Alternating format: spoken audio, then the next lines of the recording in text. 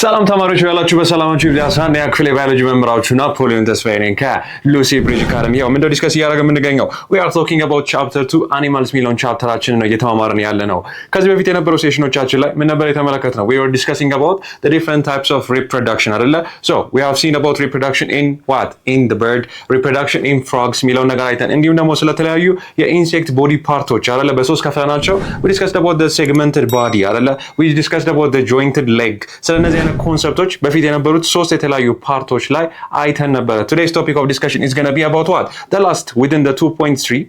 2.3 ደግሞ ሰብ ዩኒታችን ላይ የምንመለከተው የመጨረሻ ክፍላችን ደግሞ ፓርት 4 ይሆናል ማለት ነው። ኦኬ በዚህኛው ሴሽናችን ላይ የምናየው majorly will be discussing about rats in detail ማለት ነው። so ምን አይነት ክላሲፊኬሽን አሉን? ልክ እዚህ ጋር እንደምትመለከቱት እያንዳንዱ ሃውስሆልድ ላይ የሚገኙ እንስሳቶች እንደመሆናቸው መጠን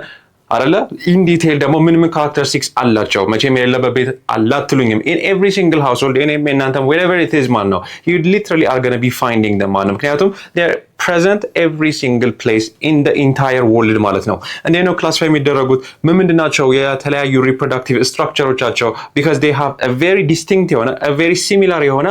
men reproductive structure ከማን ጋር ከhuman beings ጋር ማለት ነው። okay we'll be seeing about the reproduction in rats ማለት ነው። ይሄንን ካረጋግን በኋላ በሚመጣው ሴሽናችን ላይ ደግሞ 2.4 the economic importance ሚለው በሁለት የተለያዩ ክፍሎች ከፋፍለን የምንማረው ማለት ነው። okay today's topic of discussion እንዳልኳችሁ is going to be the last for its session as always www.lucybridgeacademy.com ዌብሳይታችን ነው። በጣም አድቫንስድ የሆኑ AI ፖድ የሆኑ ሾርት ኖቶች የምታገኙበት ከ10 ሺህ በላይ ጥያቄዎችን የያዘ question bank ከ5 በላይ ቋንቋ አንደርስታንድ ታደርጉ የሚያግዛችሁ የራሳችሁ የሆነ personalized AI assistant እንዲሁም ካላችሁ ቦታ ሆናችሁ ያለምንም ሐሳብ ያለምንም ጭንቀት ቪዲዮዎቻችንን ዳውንሎድ እያደረጋችሁ እንድትመለከቱ የሚያስችላችሁ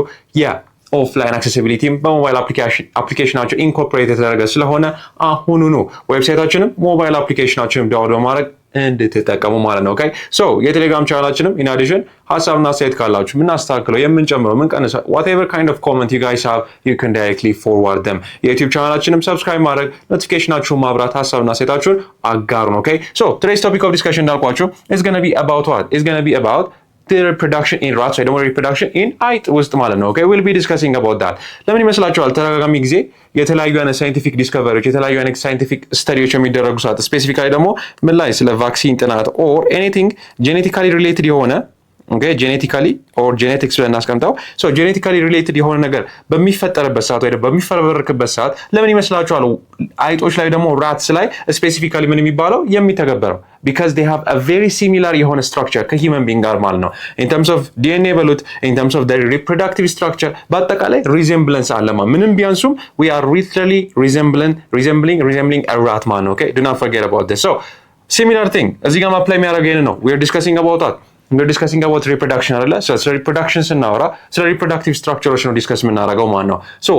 whether you talk about the male rat or whether you talk about the female rat ሁለቱም ተመሳሳይ የሆነ ምን reproductive structure ነው ያላቸው ከማን ጋር ከhuman being ጋር ማለት ነው ከሰዎች ጋር አንድ አይነት የሆነ reproductive structure ነው ያላቸው for example the male structure በምንመለከትበት ሰዓት where do you think is the sperm going to be produced መቶ ጊዜ አውርተናል ይሄን ነገር አይደለ it's literally getting boring right now so just like I told you the male gamete is going to be produced inside what testis አይደለ then after the testis where is it going to be stored የት ነው store የሚደረገው then eventually it's going to get stored in the epididymis ማለት ነው so epididymis የተባለው specific location ላይ ምን ያደርጋል store ይደረጋል when the right stimulation actually arises ምን በሚባል tube vas deferens በሚባል tube በpenis ejaculate ይደረጋል ማለት ነው so this is the process of a reproductive structure when you talk about human beings ማለት ነው አይደል ስለሰው በምናወራበት ሰዓት ይሄ ነው ምንም ጥያቄ የለው ነገር ነው it begins with the testes ከዛ በምን ይቀጥላል then it's going to get stored in the epididymis then after it gets stored in the epididymis then eventually through the vas deferens during appropriate stimulation በሚመጣ ሰዓት then it's going to get released through the penis man so this is the typical flow or this is the typical reproductive structure of a human being exactly እሱን የታገኛላችሁ inside a male rat ማለት ነው okay do not forget በጣም resemblance አላቸው ከማን ጋር ከhuman beings ጋር okay do not forget this ከhuman beings ጋር በጣም high የሆነ ምን አላቸው ማለት ነው resemblance አላቸው ማለት ነው this is a very important concept ምክንያቱም ወንዱ ብቻ አይደለም the female reproductive structure ላይ ስንመጣ በኋላ እንዴት እንመለከታቸዋለን okay so when you talk about the female reproductive structure ራሱ then similarly እንዳልኳችሁ ከምን ይጀምራል of course where is it going to be the female gamete ወይ ደግሞ egg ብለን የምንጠራው ወይ oocyte ብለን የምንጠራው የት ነው produce የሚደረገው is going to get produced inside the ovary the same thing ከዛስ በኋላ where does ከዚህ በፊት ማውራታን አይደለ once the male gamete is going to join the female gamete you form a fertilized egg አይደለ ይሄን ተራጋሚ ጊዜ አውርተናል so once you have the what once you have the male gamete which is the sperm አይደለ once you have the what once you have a male gamete once you have a male gamete which is going to join the female gamete አይደለ the female gamete that means what the sperm is going to join the egg then eventually when the two join you form a what you form a fertilized egg or we call that a what zygote ብለን የምንጠራው ማለት ነው then this zygote ምን ያደርጋል ከዚህ በፊት እንዳወራው ነው መጀመሪያ zygote ከምን ይጀምራል it begins with a 2 cell ከዛ 4 cell ይሆናል ከዛ 6 ይሆናል ከዛ 8 cell እያለ ይቀጥላል አይደል 2 4 8 16 ልክ 16 ላይ ሞሩላ እንለዋለን ከዛ ብላስቱላ ፎርም ያደርጋል ያ ብላስቱላ ይሄድና የት ነው ማለት ነው አታች የሚያደርገው inside the uterus ወይ ደግሞ ማህፀን ብለን የምንጠራው ማለት ነው the same thing applies here as well so they have exactly the same thing በጣም ያስደንቀው ነገር their size is በጣም ትንሽ ቢሆንም they have exactly the same structure as a human being ማለት ነው okay the same thing oviducts ማለት fallopian tube ማለት ነው okay nothing different so when you draw look here female reproductive structure and draw የምታረጉበት ሰዓት okay let's go to our white screen so when you draw a female reproductive structure there you have the ovaries then you have this አይደለ then eventually you have the uterus which typically sits here okay it looks just like this ማለት ነው okay it looks just like this man so this is the typical reproductive structure of a female man so here you have the ovaries this is where you actually produce what you actually produce the eggs then eventually it's going to get transmitted through the fallopian tube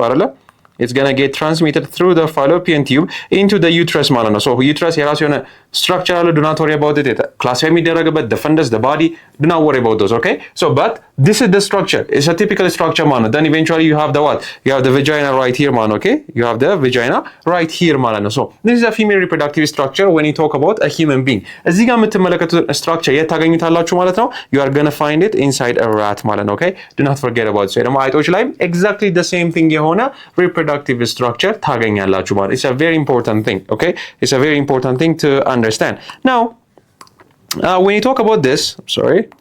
okay let's go to our white screen so when you talk about this structure okay when you talk about this structure when you talk about the reproductive structure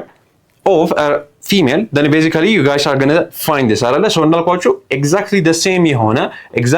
የሆነ reproductive structure አለ ማለት ነው now depending upon that you can classify rats okay ሶስት የተለያዩ አይነት ራቶች አሉ ማለት በአጠቃላይ across the world በሚገኙበት ቦታ ላይ ዲፔንድ አድርገው የተለያየ አይነት ባህሪም አላቸው honestly speaking so ሶስት የተለያዩ አይነት ምኖች አሉ ማለት ነው የራት አይነቶች ወይ ደግሞ የአይጥ አይነቶች አሉ ማለት ነው so when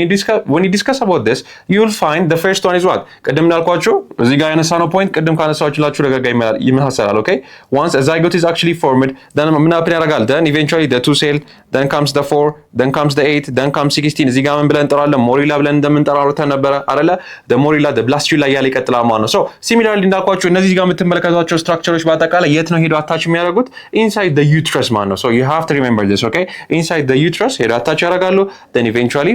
similarly ልክ አንድ ህፃን ልጅ ምን የሚዋኝበት there is a special type of fluid አይደለ we call that amniotic fluid ማለት ነው so ያ amniotic fluid